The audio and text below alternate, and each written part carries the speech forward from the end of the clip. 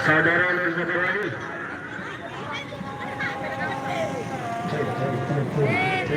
cek. Baik, kita ucapkan selamat datang untuk kontingen Masjid Nurul Huda yang sudah berada di jalan. Tinggal sebentar lagi kita sampai ke depan panggung. Jadi untuk saudara-saudara yang parkir motor di hampir di tengah jalan, dikondisikan motornya. Tolong kasih jalan untuk teman-teman kita dari remaja masjid dari kita Kalibangku.